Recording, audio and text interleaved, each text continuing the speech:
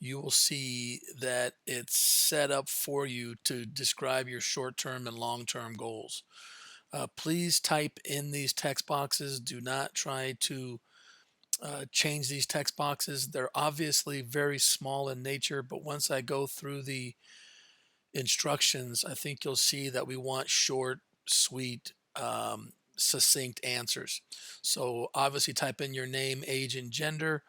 You're going to create two long term goals. One long term goal must be about fitness, and the other one can be about anything you want. I will come back to this. Next, down the road, you'll see some additional goals. Um, Once we go through the instructions, you'll know what process, fitness, or lifestyle goals are. These are any additional goals that may go along with your top two goals. When they are open, you can put the presentation in a slideshow format and then you can start working from there. First of all, goals are split into two different types of goals. Okay, either outcome based goals or behavioral goals. If you look at the Living to 100 assignment that you did last week as an example, we tried to identify a bunch of behaviors that would basically give you a certain outcome, and that outcome was your longevity of life. What most people concentrate on exclusively when they talk about their goal setting, they're only worried about the outcome. They want to lose X amount of pounds. They want to run a mile in X amount of time. They may want to lift X amount of weight in the weight room.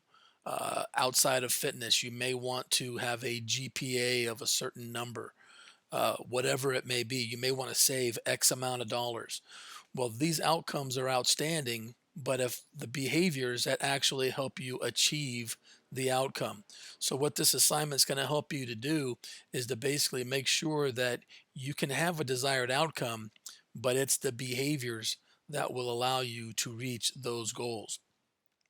So we'll talk about different types of goals. Short-term goals are usually things that you're going to do within the next day or week.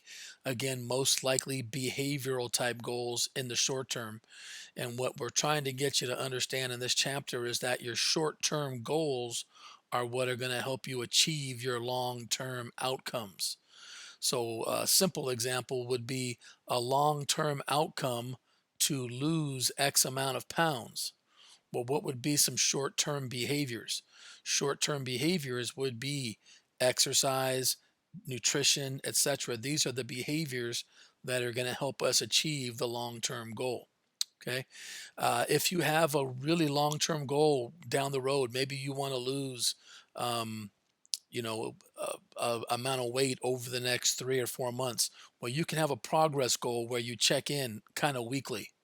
Okay, and those progress goals are there to help you know if your short-term behaviors are working to eventually have you lead towards your long-term goals.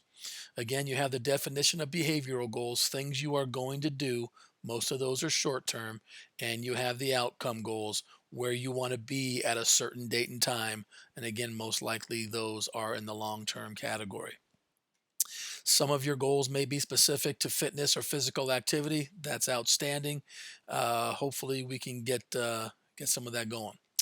In your textbook, your book is going to talk about how all your goals must be specific, measurable, attainable, realistic, and they must have a time frame. Your goals must be smart. If your goals are not smart, then you will lose points. Okay. So, for example, if I told you I wanted to lose some weight, well, is losing some weight specific? Okay. Did I give myself a time frame for when this is going to be? Okay. Maybe I said, um, what if I want to lose 10 pounds in 10 weeks?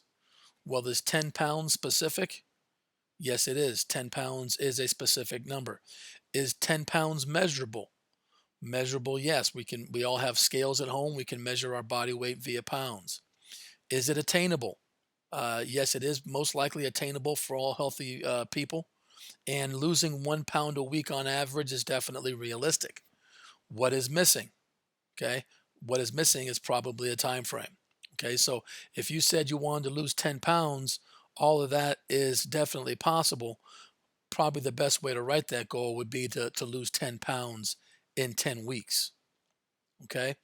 What if people say, probably one of the most commonly said goals that is in error is that people say they want to eat healthy. Well, eating healthy is an outstanding concept, but what is eating healthy? Is it specific? Is it measurable? I would rather you say specifically you want to limit yourself to a 2,000 calorie diet. You want to say specifically that you will eat zero sweets, you will drink no sodas, etc. These are specific, measurable, realistic goals. And again, you should always put a time frame on there. If there's no time frame, you will lose points. Okay, so there's some examples of some long-term goals. Again, your long-term goals can most likely be outcome based. Okay, losing 10 pounds in 10 weeks, fitting into a certain size of clothing. And again, this needs to be specific. So, whatever size specifically you are looking for, and maybe it is by a certain date in June.